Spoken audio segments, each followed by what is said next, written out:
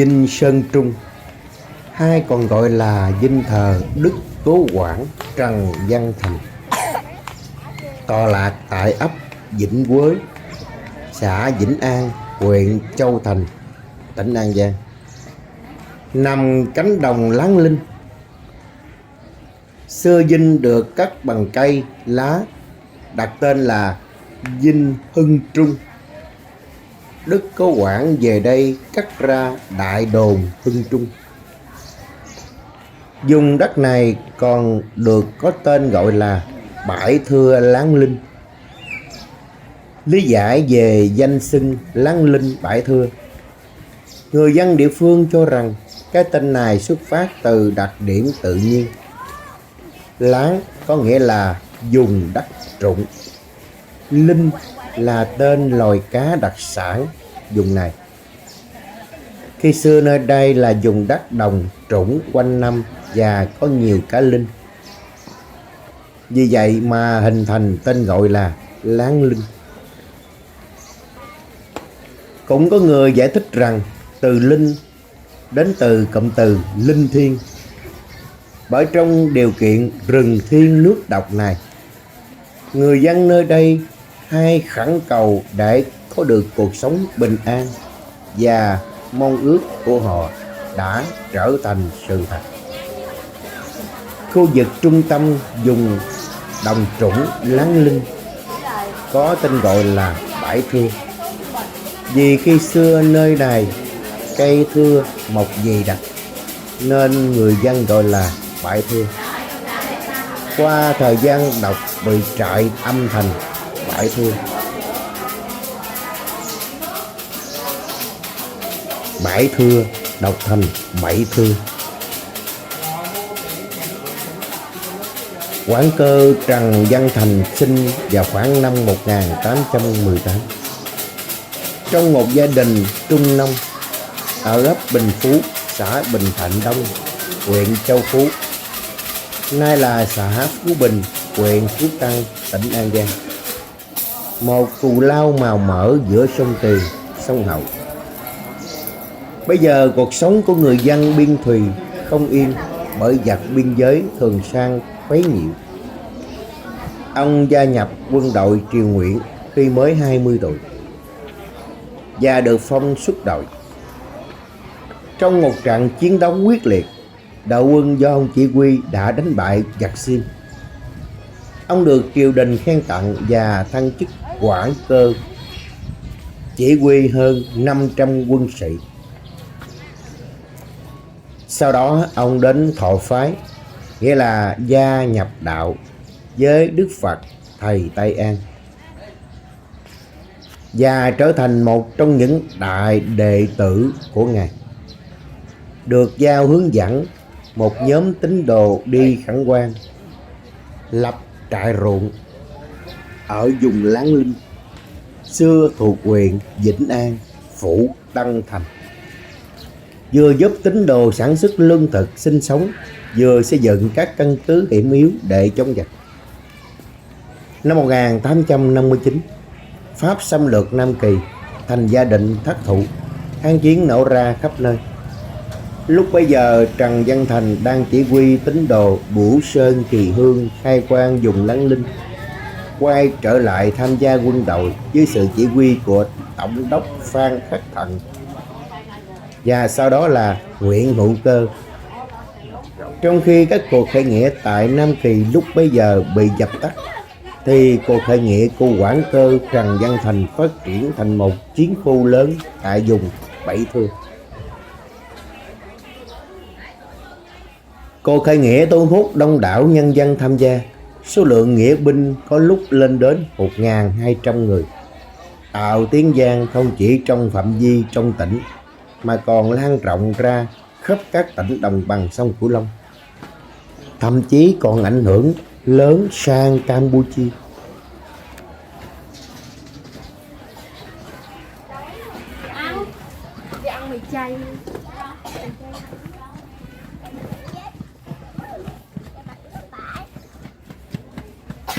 Với tinh thần quật cường, thà thua xuống láng xuống bưng, kéo ra đầu giặc lỗi chân quân thần. Cuộc khởi nghĩa kéo dài từ năm 1871 đến năm 1873 dưới sự lãnh đạo của quản cơ Trần Văn Thành. Nghĩa binh đã chiến đấu can trường, không hề chùn chân dù gian nan vất vả, không run sợ trước súng đạn hiện đại của giặc Pháp.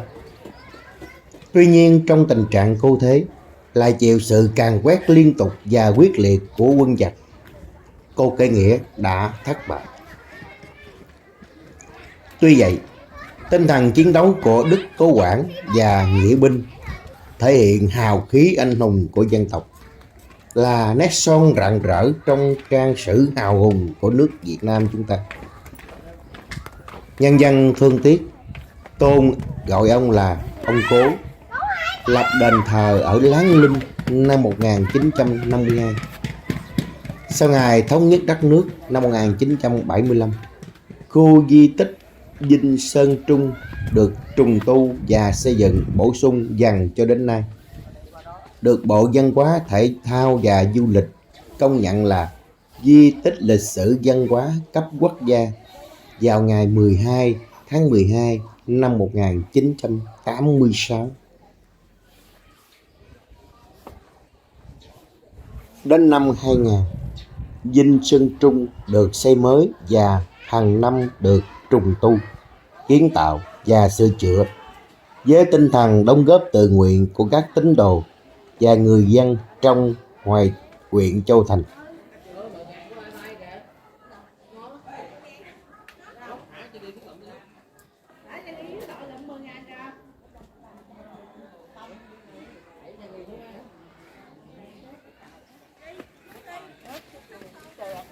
Chụp đẹp nè.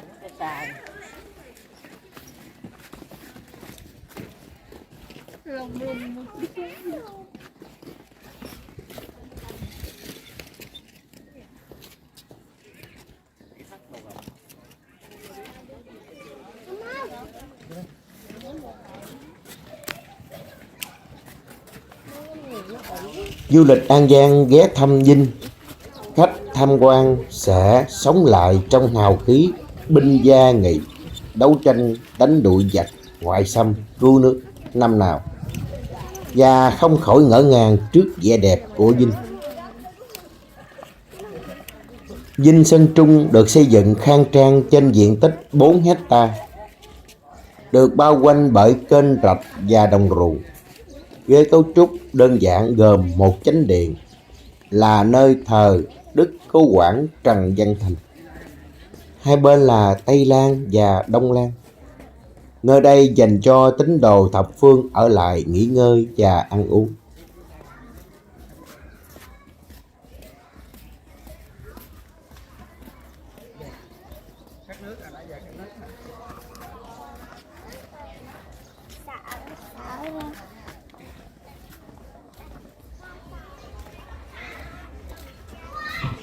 Ngoài ra còn có hệ thống nhà vệ sinh, nhà tắm rộng rãi và sạch sẽ.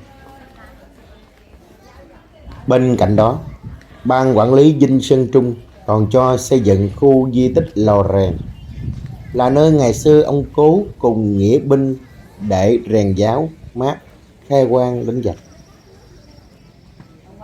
Khu di tích Lò Rèn Bảy Thưa gồm các công trình phục vụ lò rèn ngày xưa, cùng khu thờ Tam Hoàng Ngũ Đế xây dựng trên phần đất ruộng theo kiểu nhà sàn, nền bằng bê tông lát gạch, được nối từ khu đền chính ra bằng hai cây cầu song song dài hơn 100 mét.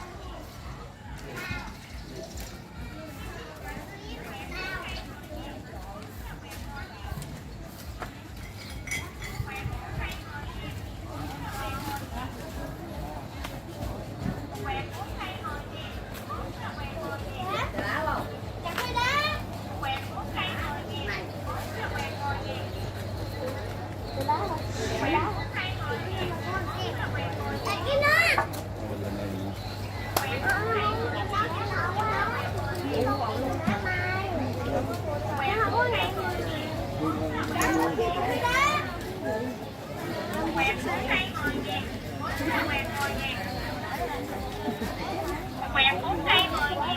4 là quẹt 10 ngàn. Quẹt 4 cây 10 ngàn. Mua cho mình mà mua cho cả gia đình luôn nha mấy chị. Hàng mới về rất là nhiều bộ mới luôn. Chỉ có 35.000 một cây thôi. Kèm sổ 35. Được 2 dẻo, 2 cây 15, 3 cây 2 chồng, hầu quẹt 4 cây 10 ngàn, 4 quẹt 10 ngàn, quẹt lượng cô bác ơi. Được 2 dẻo, 2 cây 15 lúc rồi. Kia cũng nói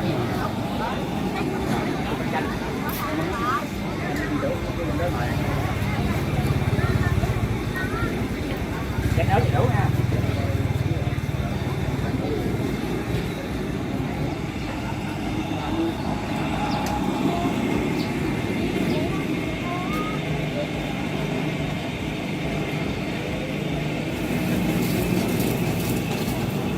Bên kia con rạch là đền thờ bà cố Nguyễn Thị Thạnh, vợ của Đức Cố Quản Cơ Trần Văn Thành, vừa được xây dựng mới khang trang, nổi bật vượt những cánh đồng lúa xanh mướt.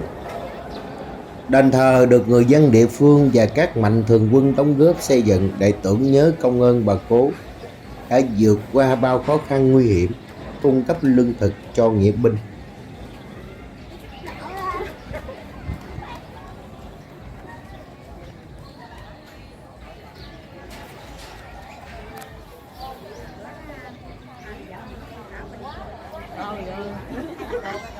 Tao phải đi tới chợ chén rửa bát rồi làm tới 8 giờ.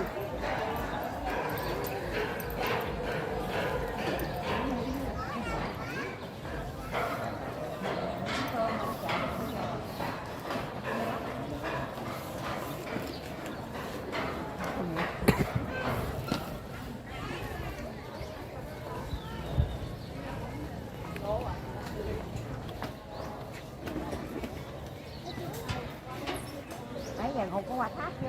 Có, nghe rồi. Nó mà nghe nó có mấy đó.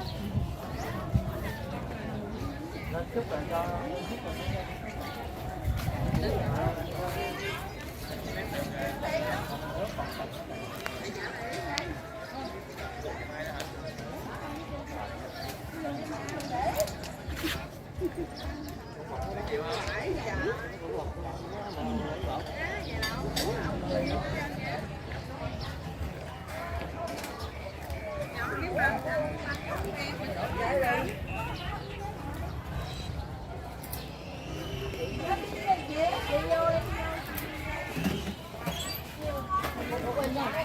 Khách đến Vinh không những được sống lại trong quá khứ hào hùng của cha ông chúng ta qua lời kể của chú Bảy, người gắn bó với Vinh đã mấy chục năm, nhưng với những câu chuyện anh dũng ly kỳ trong cuộc chiến đấu của ông cố và nghĩa binh, mà còn được thưởng thức các món ăn chay dân dã nhưng không kém phần đặc sắc như bánh xèo chay, cháo chay, vân vân.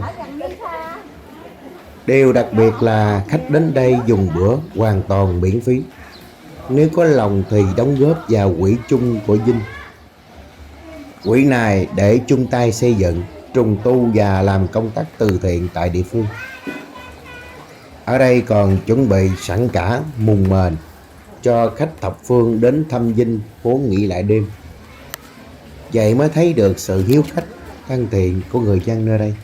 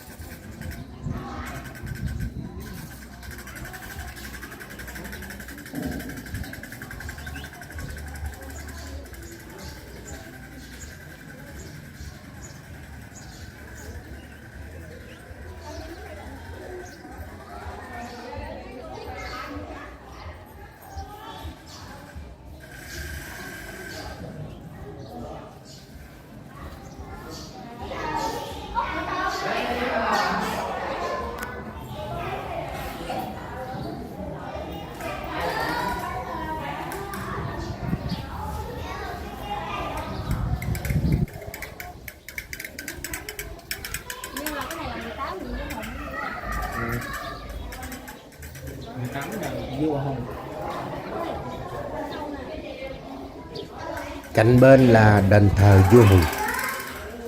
Đền được xây dựng hoàn chỉnh gồm 7 tầng tháp. Tầng 1 là nơi thờ 18 đời vua Hùng với hình ảnh và thông tin cụ thể của từng vị, được tham khảo theo đền vua Hùng ở tỉnh Phú Thọ. Các tầng còn lại đều thờ anh hùng dân tộc, người có công với quê hương đất nước.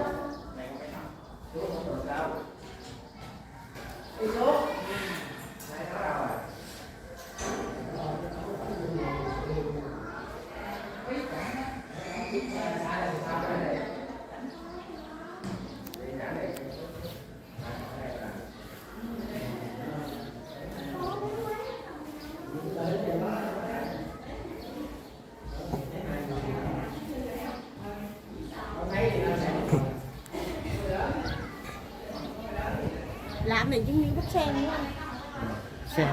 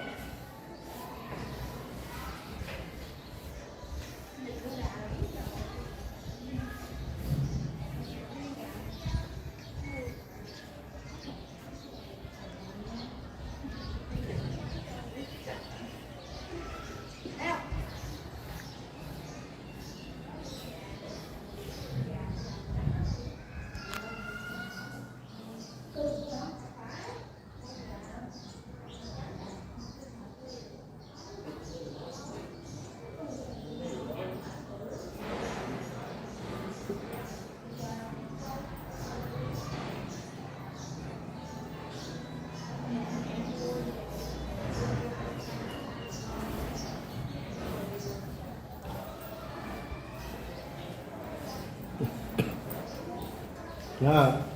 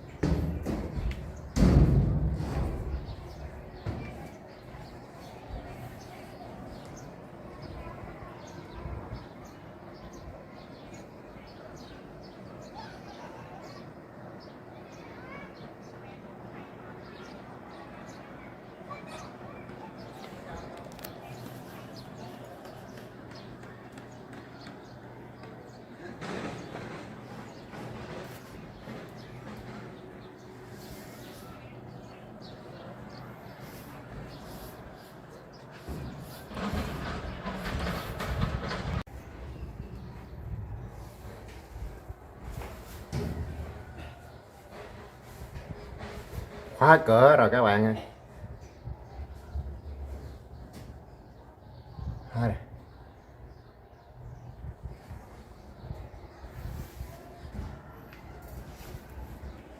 Vậy là hiện giờ tầng cao nhất là tầng thờ vị lãnh tụ kính yêu của Việt Nam chúng ta nhé,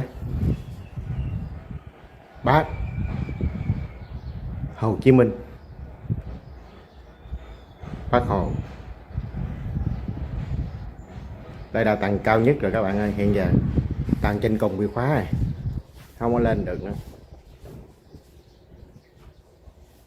Du khách gần xa đến với Vinh Sơn Trung biết được là chúng ta đã leo không lên những để tham quan chiêm bái mà còn được sống lại trong quá khứ hào hùng của ông cha qua những câu chuyện ly kỳ về chi ký hào hùng, tinh thần anh dũng của Đức Cố Quản và nghĩa binh trong cuộc chiến tranh chống lại giặc ngoại xâm.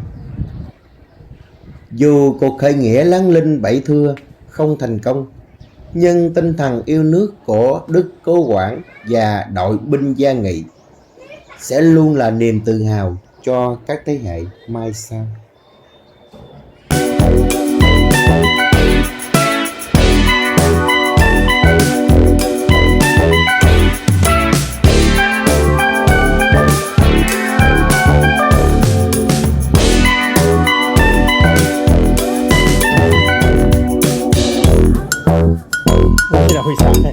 Không có lá sen che tránh lại đó.